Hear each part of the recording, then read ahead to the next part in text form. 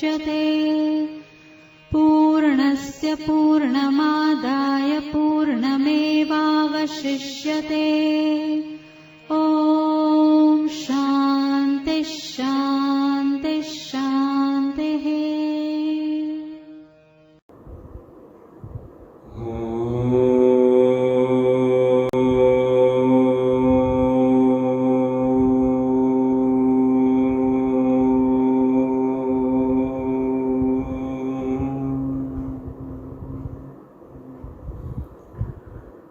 यो ब्रह्माणं विदधाति पूर्वं यो वै वेदांश्च प्रहिणोति तस्मै तं हदेव महात्मबुद्धिः प्रकाशम् मुमुक्षुर्वै शरणमहं प्रपद्ये। ॐ शान्तिः शान्तिः शान्तिः। शङ्करं शङ्कराचार्यं केशवं बादरायणं सूत्रभाष्यकृतौ वन्दे भगवन्तौ पुनः पुनः। ईश्वरो गुरुरात्मेति मूर्तिभेदविभागिने व्योमवद्व्याप्तदेहाय दक्षिणामूर्तये नमः। ॐ शान्ति शान्ति शान्ति।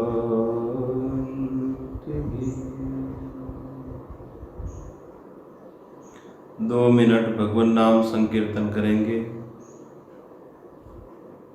जय जय राधा रमण गिरधारी, गिरधारी श्याम बनवारी। जय जय राधा रमण गिरधारी, गिरधारी श्याम बनवारी। गिरधारी श्याम बनवारी, गिरधारी श्याम बनवारी। गिरधारी श्याम बनवारी, गिरधारी श्याम बनवारी। जय जय राधा रमण गिरधारी, गिरधारी श्याम बनवारी। जय जय राधा रमण गिरधारी, गिरधारी श्याम बनवारी। जय जय राधा रमण गिरधारी, गिरधारी श्याम बनवारी। गिरधारी श्याम बनवारी, गिरधारी श्याम बनवारी। सच्चिदानंद भगवान की जय, सद्गुरुदेव भगवान की जय। सत्य सनातन धर्म की जय। गो माता की जय। स्वामी जी श्री प्रेमपुरी जी महाराज की जय। ओम नमः पार्वती पतये हर हर महादेव। स्वामी श्री प्रेमपुरी जी आश्रम ट्रस्ट द्वारा समायोजित दैनिक प्रवचन श्रृंखला के अंतर्गत YouTube के माध्यम से श्रवण कर रहे आश्रम के सम्मानित पदाधिकारीगण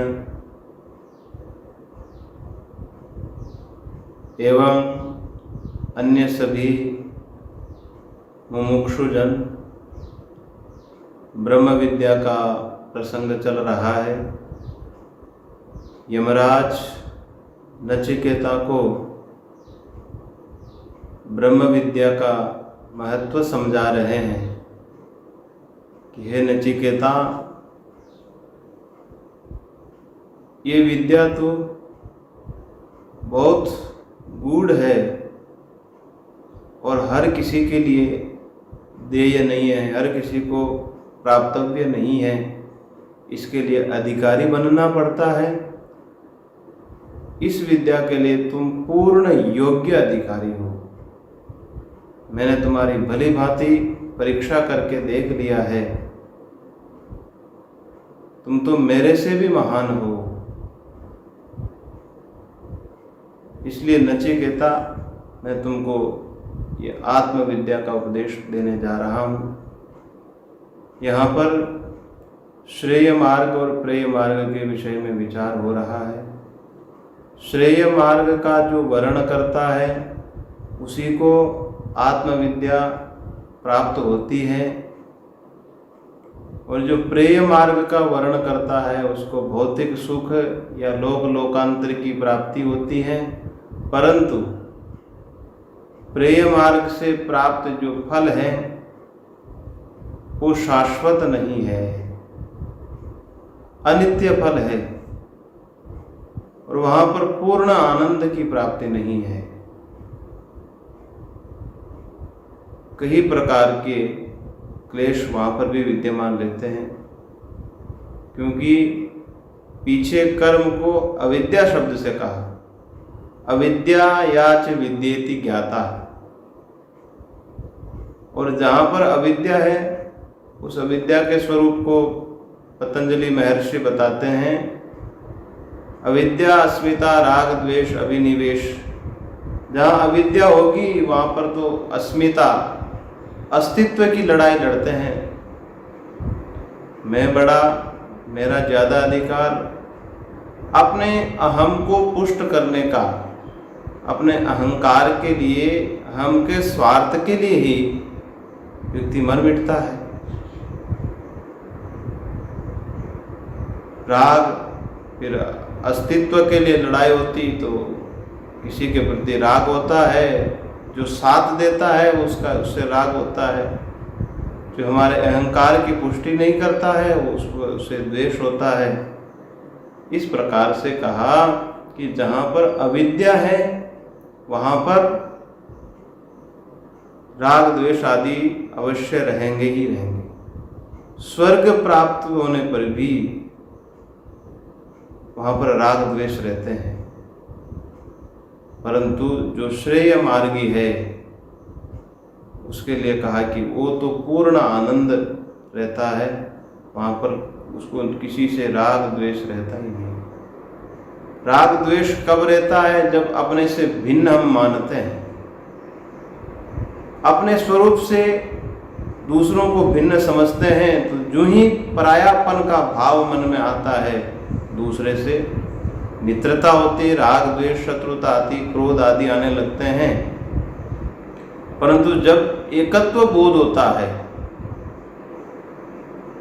इस जीव का को जो स्वार्थ केंद्रित दृष्टि है कि मैं इस शरीर मात्र में सीमित हूँ, तब तक ये अस्मिता आदि दोष आएंगे। और जब ये भाव आ जाएगा कि मैं इतना ही नहीं हूँ, मैं तो विश्व व्यापक चराचर जगत रूप में हूँ, तो उससे क्या होगा कि किसी से शत्रुता नहीं होगी, अपने अस्तित्व के लिए मिटेगा नहीं। अस्तित्व के लिए मिटने का तात्पर्य यहाँ पर आप विपरीत अर्थ मत लगाना। अस्तित्व के लिए मिटना अच्छी बात है, परंतु अपने अहंकार को पुष्ट करने के लिए, अपने अभिमान को पुष्ट करने के लिए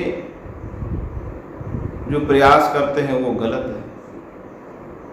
एक होता है स्वाभिमान और एक होता है अभिमान। स्वाभिमान होता है जैसे अपनी मर्यादा से जीना, ये हमारा स्वाभिमान है। देश के लिए जो महापुरुष मिटे वो स्वाभिमानी थे, अभिमानी नहीं थे, वो स्वाभिमान था उनका। इसलिए स्वाभिमान होना बुरा नहीं है। एक कायर की तरह रहना अच्छा नहीं है, परंतु अपना जो अभिमान करना है, अपने को आत्म केंद्रित बनाना है, उसके लिए निषेध कहा है। उसको अविद्या शब्द से कहा गया है। इसलिए कहा कि श्रेय मार्ग ही साधु है। तो कहा कि प्रेय मार्ग में ही व्यक्ति फिर क्यों रमता है? श्रेय मार्ग को जानता है कि श्रेष्ठ है, फिर भी प्रेय मार्ग में ही व्यक्ति की प्रवृत्ति क्यों होती है? उसका कारण कल हम लोग विचार कर रहे थे जिस मंत्र पर। आइए उसका उच्चारण करते हैं, पुनः उस पर विचार करते हैं। न सांपरायः प्रतिभाति बालम प्रमाद्यन्तं वित्तमोहेन मूढ़म् अयं लोको नास्ति पर इति मानि पुनः पुनर्वशमापद्यते में। न सांपरायः प्रतिभाति बालम प्रमाद्यन्तं वित्तमोहेन मूढ़म् अयं लोको नास्ति पर इति मानि पुनः नरवशमापद्यते में। व्यक्ति श्रेय से दूर क्यों रहता है? उसका कारण का प्रमाद्यंतम वित्त मोहेन मूढ़म, कहा कि प्रमादी है। न सांपराय प्रतिभाति बालम प्रमाद्यंतम वित्त मोहेन मूढ़म, केवल इसी लोक के विषय में व्यक्ति सोचता है। खाना पीना, अपनी सुविधाएं जुटाना, केवल इसी लोक की चिंता है। मरने के बाद क्या होगा इस पर कोई विचार नहीं करता है। प्रमाद्यंतम, उसका कारण है प्रमादी है। प्रमाद पर हम विचार कर रहे थे। प्रमादो वै मृत्यु अप्रमादम अमृतत्वम उच्यते।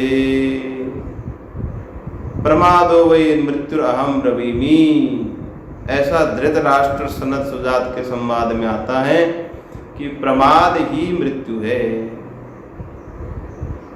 परमार्थ में अपने स्वरूप का निश्चय न होना यह प्रमाद है, और व्यवहार में अपने कर्तव्यों का बोध न रहना यह प्रमाद है। प्रमाद का तात्पर्य है कि जो करना चाहिए वो नहीं करते हैं, उसे विपरीत काम करते हैं, वही प्रमाद है। आलस्य में तो शरीर से कुछ करते ही नहीं, कुछ करना ही नहीं चाहता है। प्रमाद में व्यक्ति कुछ करता है लेकिन विपरीत काम करता है। इसलिए कहा कि परमार्थ में जो अपने स्वरूप का बोध नहीं है, अपने स्वरूप के लिए लगा हुआ नहीं है, स्वरूप निश्चय के लिए, वो प्रमादी है। और व्यवहारिक जगत में कहा कि अपने कर्तव्यों को छोड़ देना, जिसका जो धर्म है उस धर्म को छोड़ देना, ये प्रमाद है। वित्त मोहेन मूढ़म, कहा कि एक तो वित्त मोह, वित्त मोह का तात्पर्य है विषय आसक्ति।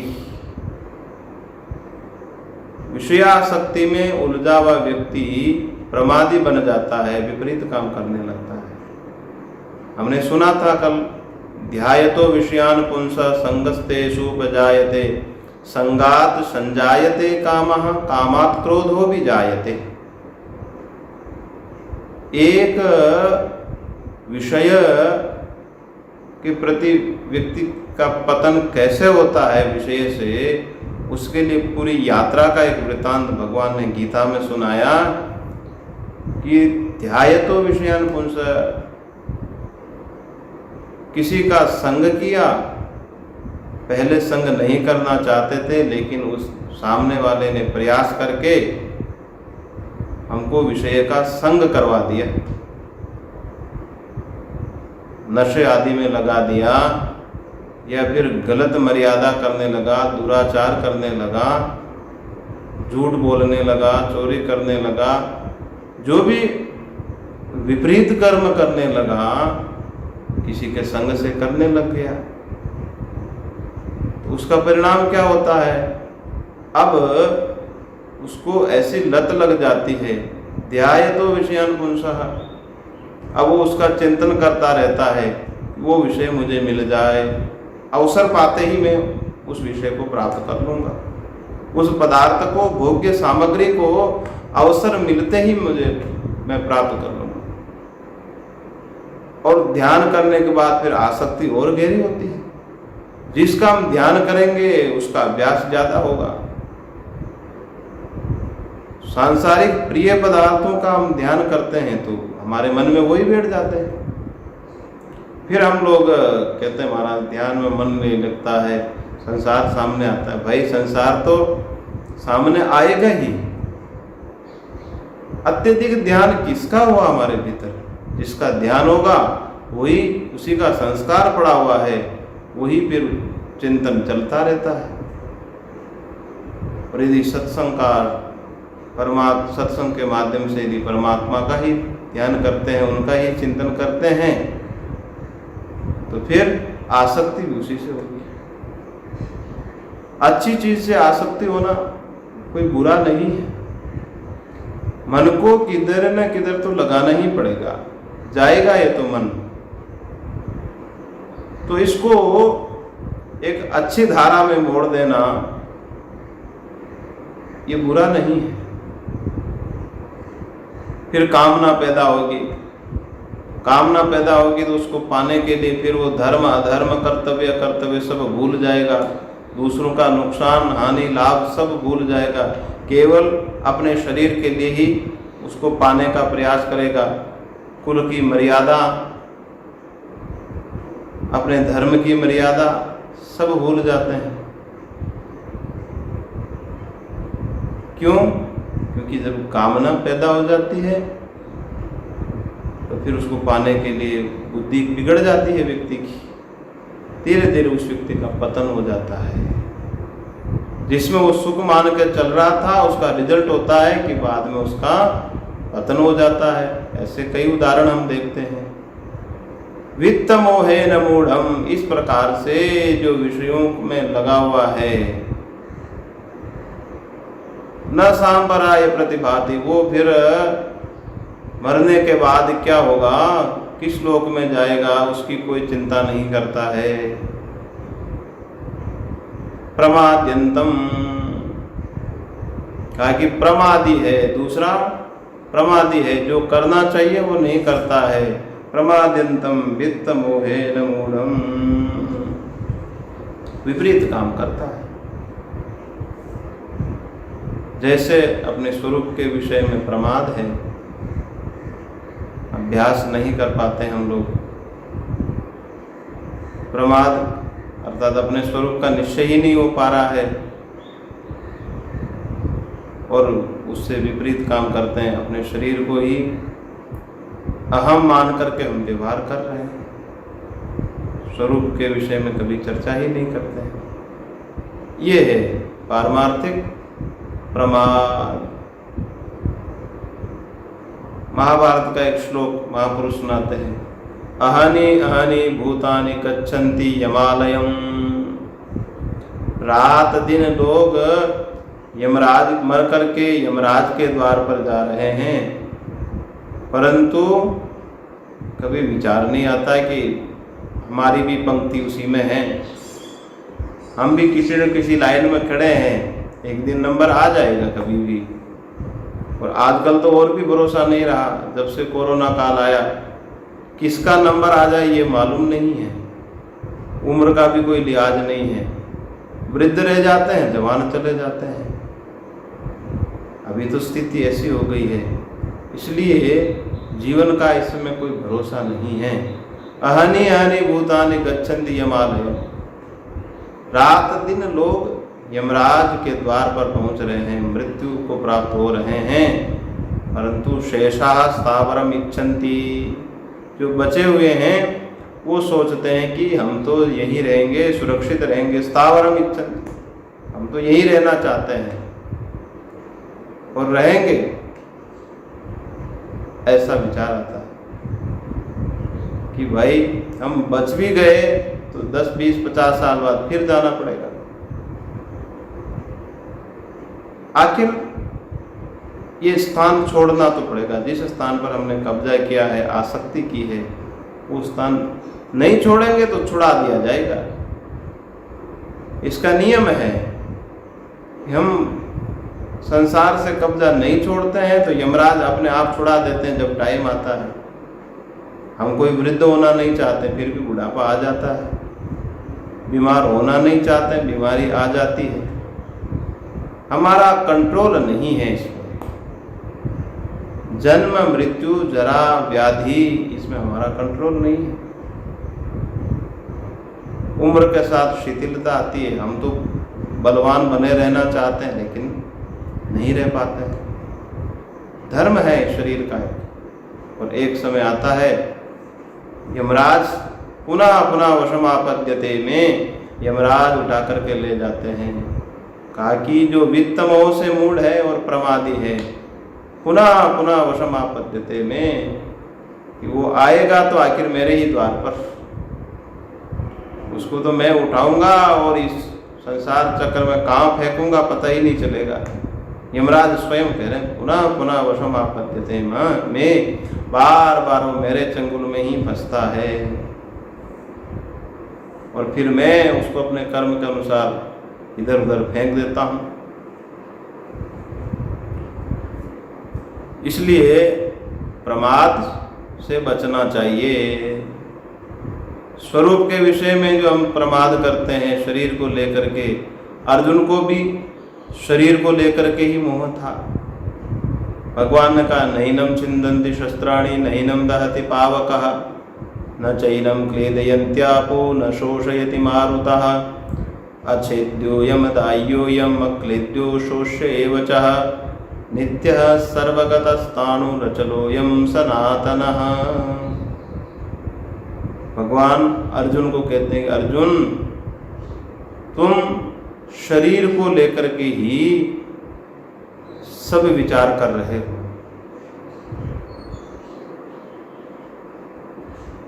गोस्वामी जी कहते हैं कि जड़ और चेतन की ये ग्रंथि वे कब से पड़ गई है, छूटत नहीं, यद्यपि मृषा छूटत नहीं, फिर भी ये छूटती नहीं है। जड़ और चेतन की ग्रंथि इतनी मजबूत पड़ गई है। हमारा जो व्यवहार होता है जड़ और चेतन को मिला करके व्यवहार होता है। जैसे मैं ज्ञानवान हूँ, मैं अज्ञानी हूँ, मैं सुन रहा हूँ, मैं बोल रहा हूँ, ये जो व्यवहार हो रहा है जड़ और चेतन दोनों को मिला करके ये व्यवहार हो रहा है। हम जड़ में चेतनत्व की भावना करते हैं, उसी को हम जीव कह देते हैं। जड़ को चेतन बना दिया, जीव बन गया, मैं करता भोगता हूँ, अपने ऊपर आरोप कर लिया। बुद्धि भी जड़ है, लेकिन किसी को अगर जड़मती बोल दिया जाए तो विवाद हो जाएगा, परंतु वास्तविक स्वरूप तो यही है बुद्धि का कि बुद्धि जड़ है, उसमें चेतनांश मिला हुआ है, इसलिए बुद्धि को हम चेतन समझ रहे हैं। ये जड़ और चेतन की जो गांठ है, ये गांठ कब से पड़ी हुई है पता नहीं, छूटती ही नहीं है। इसी गांठ को ये जीव बांध कर रखता है। यही स्वरूप के विषय में प्रमाद है। भगवान कहते हैं कि तुम्हारा जो स्वरूप है, नैनम छिन्दन्ति शस्त्राणि, इसको कोई काट नहीं, शस्त्र काट नहीं सकते हैं, अग्नि जला नहीं सकती है, जल से ये गल नहीं सकता है, गीला नहीं कर सकता है, और वायु इसको सुखा नहीं सकता है।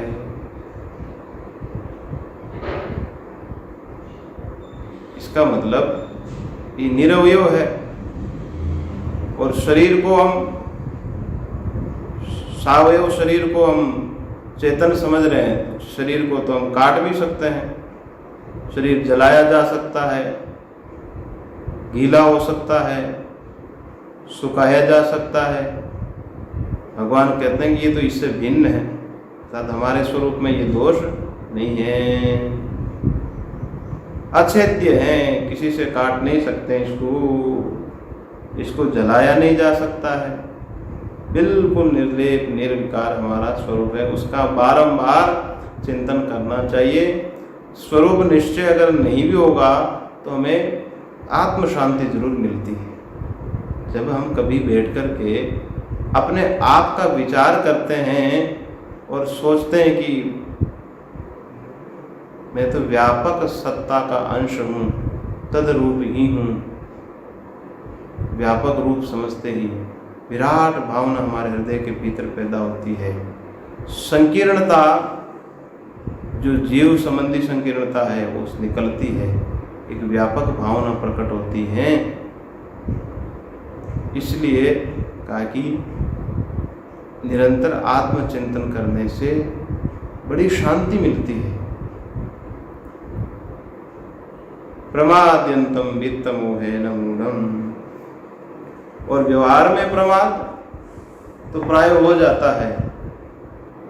कहा कि प्रमाद किस किस से होता है, उसको बड़ा सुंदर सजा करके भगवती श्रुति कह रही है कि जब विद्यार्थी गुरुकुल से विद्या अध्ययन करके लौटता है, उस लौटते समय विद्यार्थी का समावर्तन संस्कार होता है। आजकल यूनिवर्सिटी में इसको दीक्षांत समारोह बोलते हैं। हर वर्ष दीक्षांत समारोह होता है, उसमें राज्यपाल आदि गणमान्य नागरिक आते हैं। उसमें पहले समावर्तन संस्कार बोलते थे, उसको अंतिम उपदेश विद्यार्थी को दिया जाता था। जब गुरुकुल में विद्या पूर्ण हो गई, उसके बाद घर को लौटते समय, गुरुकुल से विदा होते समय उसको अंतिम उपदेश दिया जाता था कि तुम्हें गृहस्थ जीवन में या गुरुकुल से जाने के बाद कैसे तुमको रहना है। तो कहा कि सत्यात् न प्रमदितव्यम, सत्य से कभी प्रमाद मत करो,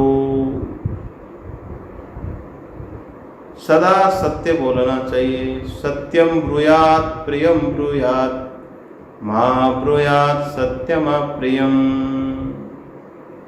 सत्य भी बोलो और उस सत्य में प्रियता भी होनी चाहिए।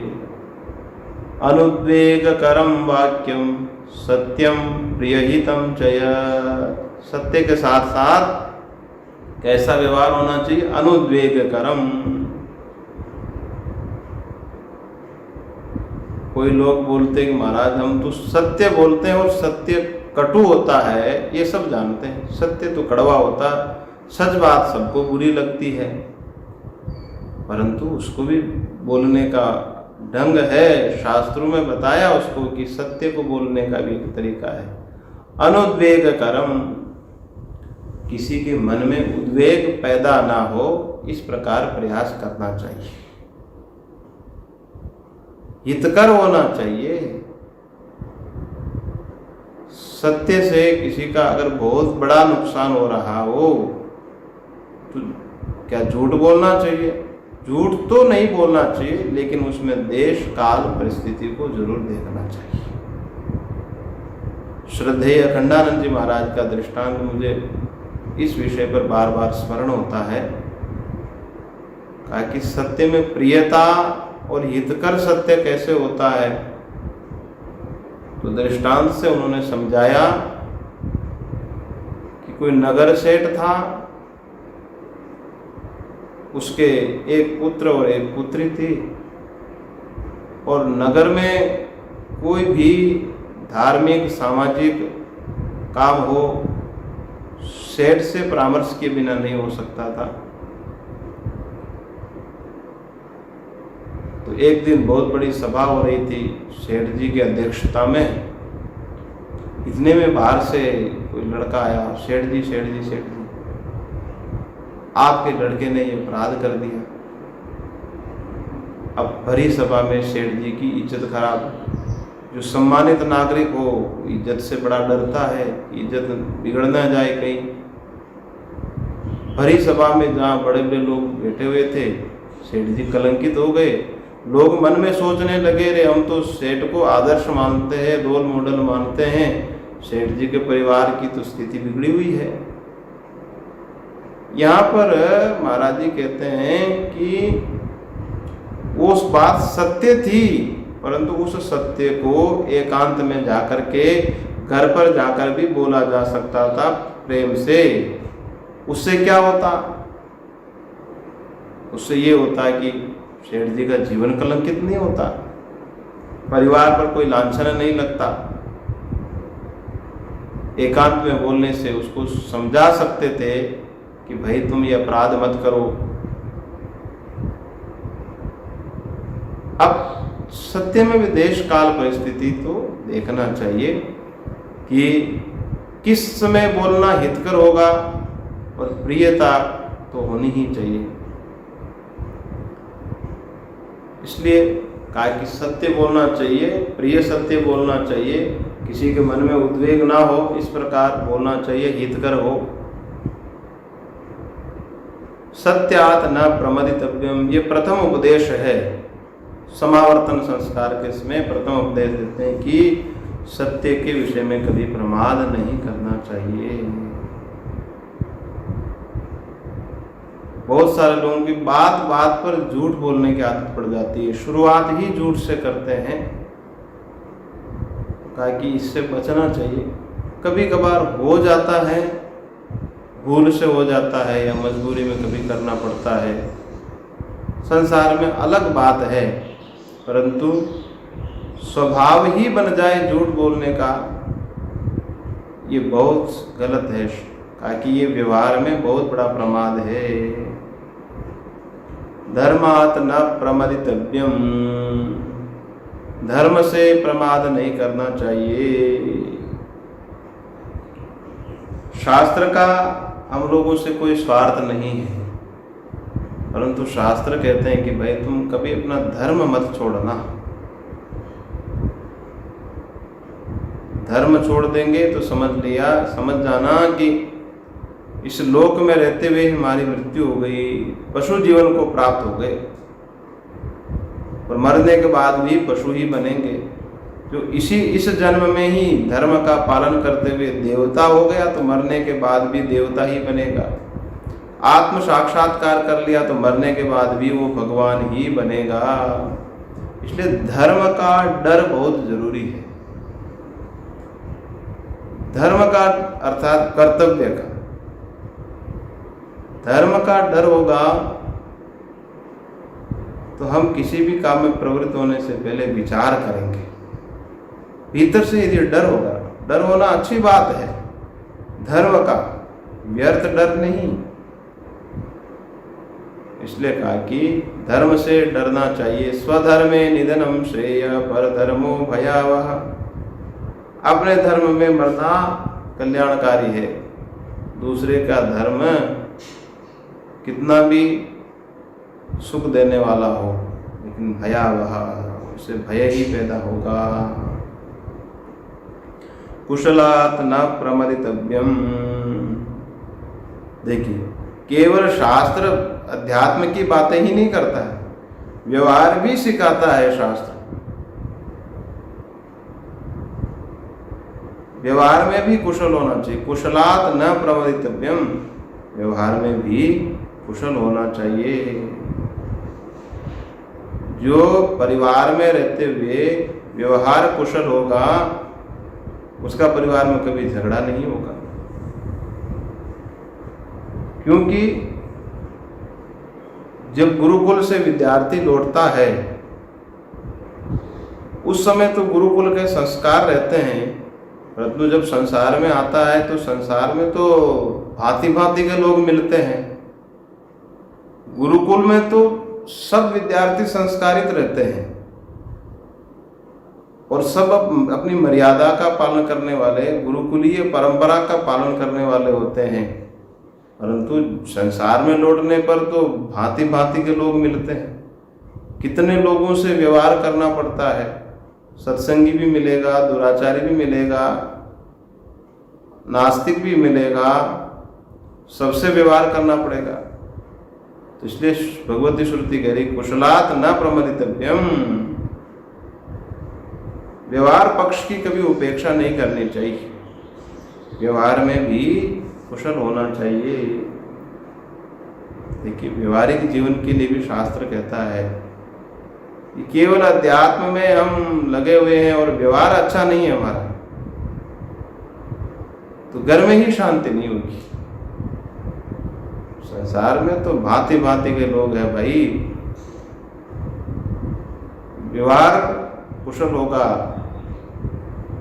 तो दुर्जन के बीच में रहकर भी हम आराम से जी पाएंगे, लेकिन उसमें कुशलता की आवश्यकता है। और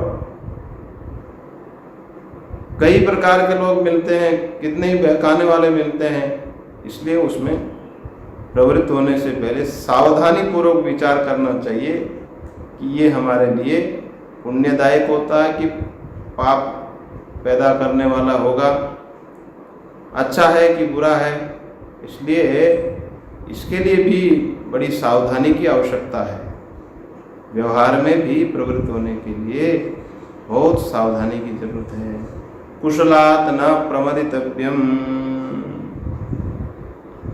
कुशल शास्त्र हमको व्यवहारिक बना रहा है कि भाई हमारा यश होगा कि अपयश होगा, हानि होगा कि लाभ होगा। इसलिए शास्त्र को केवल ऐसा नहीं समझना कि केवल धर्म कर्म की बातें ही बताता है, वो कहता है भाई व्यवहार भी अच्छा होना चाहिए। घर में कैसे रहना है, कैसे सावधानी पूर्वक सबसे व्यवहार निभा लेना है, ये भी बात शास्त्र कहता है। भूत्यै न प्रमदितव्यम, भूति मानी ऐश्वर्य, ऐश्वर्य के प्रति भी प्रमाद नहीं करना चाहिए, क्योंकि ब्रह्मचारी गुरुकुल छोड़ करके जाएगा तो उसको गृहस्थ जीवन चलाने के लिए धन की आवश्यकता पड़ेगी। इसलिए कहा कि ऐश्वर्य के प्रति कभी प्रमाद नहीं करना चाहिए।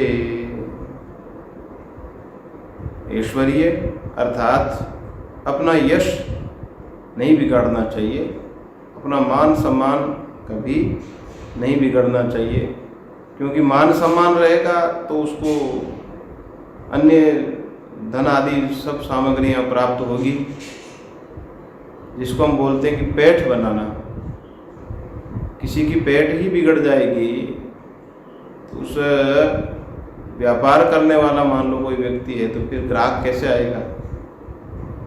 ऐसे ही संसार के अन्य कार्यों में अपने सम्मान को ठेस ना पहुँचे ऐसा काम करना चाहिए, क्योंकि जो सम्मानित व्यक्ति होगा उसी के पास धन भी आएगा, और धन रहेगा तो गृहस्थ जीवन में यज्ञादि कर्म होंगे। इसलिए कहा कि ऐश्वर्य के प्रति भी प्रमाद नहीं करना चाहिए। इसी को बोलते हैं स्वाभिमान। स्वाभिमान बना रहे, हमारे स्वाभिमान को ठेस ना पहुंचे। जैसे हमारे देश के सैनिकों ने दूसरे राष्ट्र को परास्त कर दिया, हमारे सैनिकों ने ऐश्वर्य के प्रति, हमारी कीर्ति धूमिल ना हो, हमारे राष्ट्र का नाम रहे, इसलिए उन्होंने राष्ट्र की रक्षा की। इसी प्रकार हमारा समाज कलंकित न हो, हमारा परिवार कलंकित न हो, मैं स्वयं कलंकित ना हूँ, इसके लिए भी सजग रहना, ताकि ये भी हमारा धर्म है, ऐश्वर्य बना रहे, उसके प्रति कभी प्रमाद नहीं करना चाहिए। स्वाध्याय, बहुत बड़ी बात बताने जा रहे हैं। स्वाध्याय प्रवचनाभ्याम मा प्रमदितव्यम। स्वाध्याय और प्रवचन के प्रति भी कभी प्रमाद नहीं करना चाहिए। ये नियमित कर्म है हमारा, स्वाध्याय और प्रवचन। स्वाध्याय का तात्पर्य है निरंतर, नित्य प्रति किसी न किसी शास्त्र का अध्ययन करना, क्योंकि व्यवहारिक जगत में 20, 22, 23 घंटे व्यवहार करना पड़ता है। व्यवहार में असावधानी हो जाती है, कई त्रुटियां रह जाती हैं। तो जब प्रतिदिन हम स्वाध्याय करेंगे और प्रवचन, उस स्वाध्याय को दूसरों को करके फिर दूसरों को उपदेश भी देंगे, तो उससे क्या होगा कि हमारे भीतर सावधानी रहेगी। आज हमने ऐसा पढ़ा, ऐसा काम नहीं करना चाहिए। इसलिए स्वाध्याय नियमित जरूरी है, नियमित आवश्यक है। अगर 23 घंटे व्यवहार है, 1 घंटे का भी यदि स्वाध्याय करते हैं तो उसको स्मृति बनी रहती है कि मुझे कर्म कैसे करना है। स्वाध्याय प्रवचनाभ्याम मा प्रमदितव्यम। और स्वाध्याय भी हमारा एक भोजन की तरह ही है। जैसे स्थूल शरीर के लिए हम अन्न ग्रहण करते हैं, इसी प्रकार मानसिक बल प्राप्त हो, मानसिक ऊर्जा प्राप्त करने के लिए नियमित स्वाध्याय की जरूरत है। उससे मानसिक ताकत मिलती है। और इस समय जो भाग दौड़ भरी जिंदगी है, इस समय जो वर्तमान में परिस्थितियां बनी हुई है, इस समय हमारा मानस मजबूत होना बहुत जरूरी है। इस कोरोना काल में कितने लोग भय के मारे मर गए। इसलिए मानसिक बल, मानसिक ताकत वो स्वाध्याय से आएगी, क्योंकि शास्त्र से बहुत बड़ा बल मिलता है। नियमित जब साधना, कुछ अनुष्ठान, गीता पाठ आदि, ये जैसे सत्संग चल रहा है, सत्संग श्रवण, ये सब स्वाध्याय के भीतर है। और ये हमारा मानसिक भोजन है। हम यदि स्थूल शरीर को भोजन देते रहेंगे तो ये शरीर तो बाहर से तो बड़ा स्वस्थ दिखेगा, बड़ा सुंदर दिखेगा, लेकिन मन से एकदम बड़ा दरिद्र हो जाता है व्यक्ति। जब मन कमजोर हो जाता है तो व्यक्ति का किसी चीज में मन नहीं लगता है। इसलिए मन को भी प्रतिदिन भोजन देना जरूरी है। और ये हमें बोध रहना चाहिए कि जैसे हमें क्षुधा निवृत्ति के लिए भूख लगती है, इसी प्रकार से मानसिक रोग की निवृत्ति के लिए प्रतिदिन भूख लगना चाहिए। उसके लिए भी पेट भरना जरूरी है, मानसिक भोजन करना जरूरी है। और वो स्वाध्याय और प्रवचन से ही होगा। देव पितृकार्याभ्याम न प्रमदितव्यम। देव और पितृकार्यों के प्रति प्रमाद ना करो। देवताओं का बहुत बड़ा ऋण है हमारे ऊपर।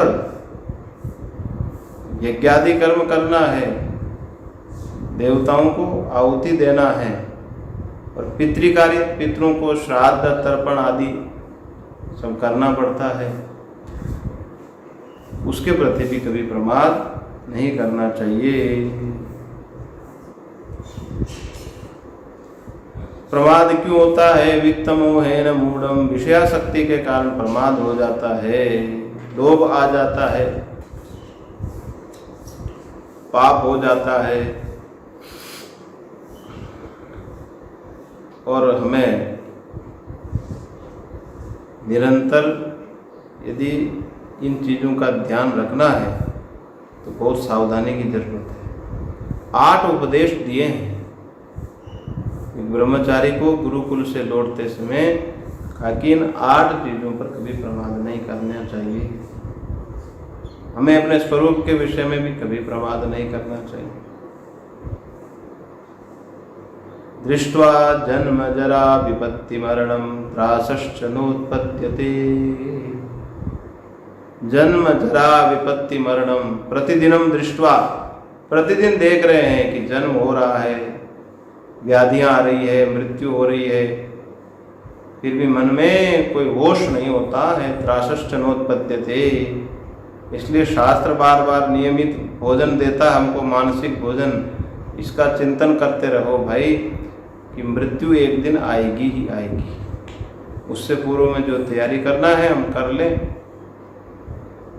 त्रासश्च नोत्पद्यते, प्रतिदिन देखकर भी त्रास नहीं होता है। उसका कारण बताया कि पीत्वा मोहमयीम मदिराम उन्मुत्त भूतम जगत। नीतिकार कहते हैं कि पीत्वा मोहमयीम मदिराम, दारू पी रखी है उसने। कौन सी? मोह रूपी, ये माया जो जीव को मोहित करती रहती है। मोहमयी मदिराम पीत्वा उन्मत्त भूतम जगत, उन्मत्त की तरह। जैसे नशा करके व्यक्ति उन्मत्त हो जाता है, उसको होश नहीं रहता है, इसी प्रकार ये मोह रूपी मदिरा पी करके व्यक्ति उन्मत्त की तरह हो जाता है, उसमें होश नहीं रहता है। जो करता है उसको वही सत्य लगता है, अपने स्वरूप का भान नहीं रहता है। और भगवती श्रुति कहती है कि भाई हमारे स्वरूप में तो कुछ है ही नहीं है, इसलिए उसको अच्छेद्य आदि जो कहा है पूर्व में। कामः संकल्पः विचिकित्सा श्रद्धा अश्रद्धा धृति अधृति ह्रीर धीर भ्रीर इति एतत् सर्वं मन एव। ये शब्दों अंतःकरण के धर्म है। कामना, संकल्प, संशय, श्रद्धा अश्रद्धा, धैर्य अधैर्य, भय राग द्वेष, ये सब तो मन के धर्म है और हम आत्मा के धर्म समझ करके बैठ गए। धर्म है अंतःकरण के, परंतु हम अपने मैं के भीतर रहते हैं, मेरे भीतर है सब। आगे तुमको कुछ कामना, हाँ महाराज कुछ पाने की लालसा है, किसमें है? मुझ में है, मेरे में है। ऐसा हम व्यवहार करते हैं और ऐसा व्यवहार करते करते जिंदगी गुजर जाती है और हम भी दूसरों की तरह मर जाते हैं।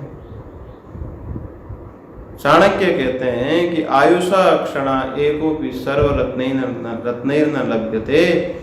आयु का एक क्षण भी रत्नों के द्वारा भी प्राप्त नहीं हो सकता है। जो गुजर गया गुजर गया, जो शेष रह गया उसके विषय में विचार करना है।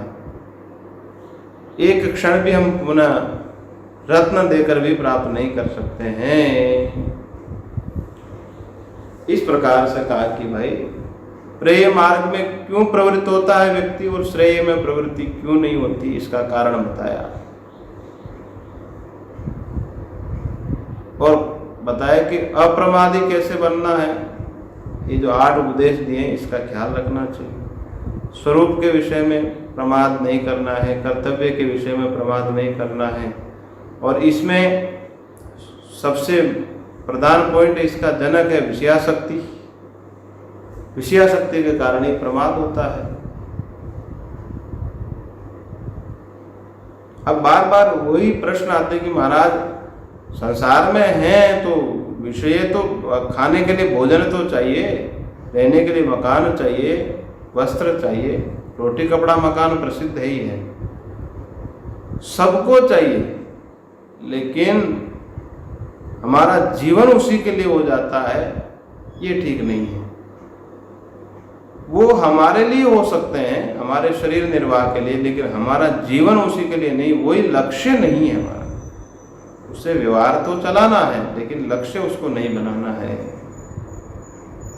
और यमराज इस ज्ञान की महिमा बता रहे हैं कि आत्मज्ञान की तो चर्चा करने वाला भी दुर्लभ है, श्रोता तो दुर्लभ है ही, लेकिन चर्चा करने वाले भी दुर्लभ हैं। अब बताइए, ये तो हम धन्य हैं कि प्रेमप्रिय आश्रम के माध्यम से सबको उपनिषद श्रवण करने का अवसर प्राप्त हो रहा है, नहीं तो आत्मज्ञान की चर्चा कहाँ होती है। पूरे भारत में हम विचार करके देखें कि ब्रह्म विद्या की चर्चा, उपनिषदों की चर्चा,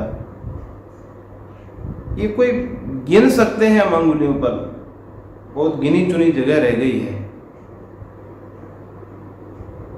ये तो प्रेमप्रिय आश्रम की महानता है कि आज भी इस चकाचौंध भरी जिंदगी में भी उपनिषद श्रवण का अवसर प्राप्त हो रहा है, सौभाग्य मिल रहा है। नहीं तो उपनिषदों को हम हिंदू होते हुए, सनातनी होते हुए भी उपनिषदों को जानते ही नहीं है,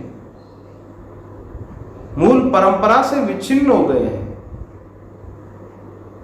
ये तो प्रेमप्रिय आश्रम के माध्यम से एक महान प्रयास है कि इस भयंकर परिस्थिति में भी सबको उपनिषद श्रवण का सौभाग्य प्राप्त हो रहा है। और उसकी महिमा, उसकी दुर्लभता यमराज स्वयं कह रहे हैं कि आत्मज्ञान की चर्चा तो बहुत मुश्किल है। खाने पीने की इत्यादि सब, जो धन कमाना, खाना पीना, उठना बैठना, ये तो प्रतिदिन हम चर्चाएं करते ही हैं, और ये तो स्वाभाविक है, ये तो स्वाभाविक ही चर्चा होती है। लेकिन आत्मज्ञान की चर्चा बहुत दुर्लभ है। उसकी दुर्लभता नचिकेता इस मंत्र में बता रहे हैं।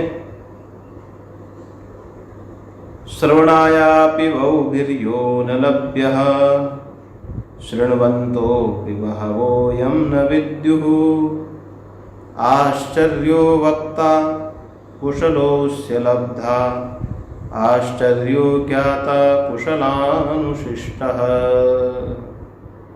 श्रवणायापि बहुभिर्यो न लभ्यः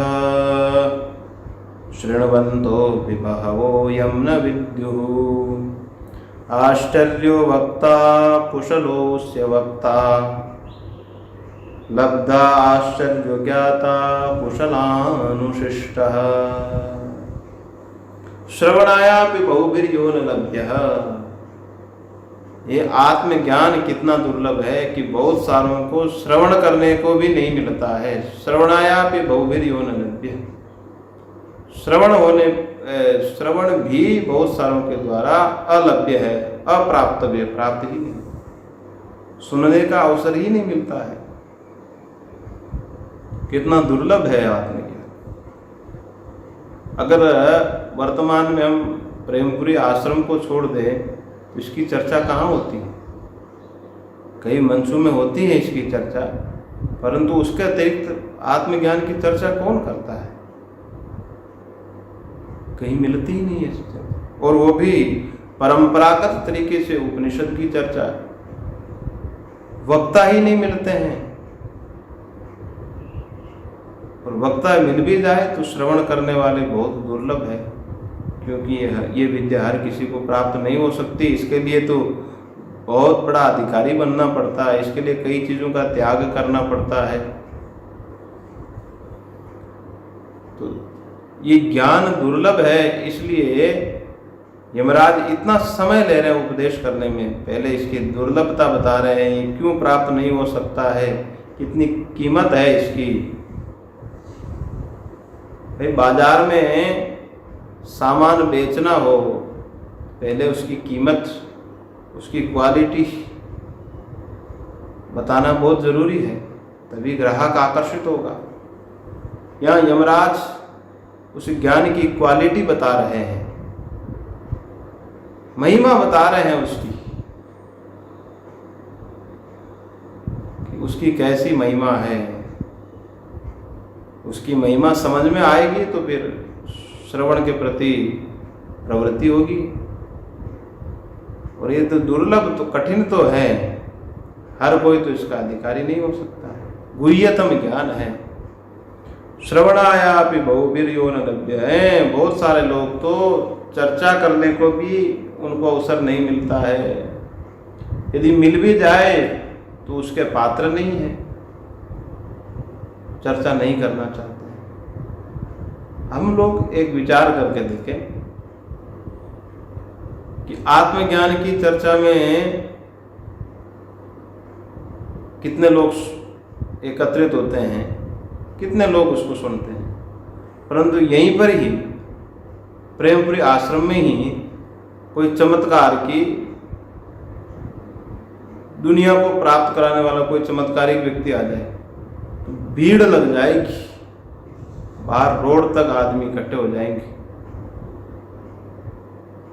तुम्हारा ये काम सिद्ध हो जाएगा, तुम्हारा भी ये काम सिद्ध हो जाएगा, भीड़ लग जाएगी। इसलिए यमराज कह रहे हैं कि आत्मज्ञान की चर्चा तो बहुत दुर्लभ है, और शुद्ध परमात्मा तत्व की तो और भी दुर्लभ है। श्रवणायापि बहुवीर्यो न लभ्यः शृण्वन्तो विबहो यम न विद्युः। और सुनने वालों से भी, सुनने पर भी बहुत सारों को ये प्राप्त नहीं होता है, समझ में नहीं आता है। इसलिए ज्ञान की दुर्लभता है। आज समय पूर्ण हो रहा है। प्रतिदिन की भांति ब्रह्मचारी महेंद्र चैतन्य जी महाराज एक सुमधुर भजन से हम लोग सबको कृतार्थ करेंगे। आइए पहले शांति पाठ कर लेते हैं, फिर एक भजन होगा। ओम पूर्णमदः पूर्णमिदं पूर्णात् पूर्णमुदच्यते पूर्णस्य पूर्णमादाय पूर्णमेवावशिष्यते। ओम शांति शांति शांति।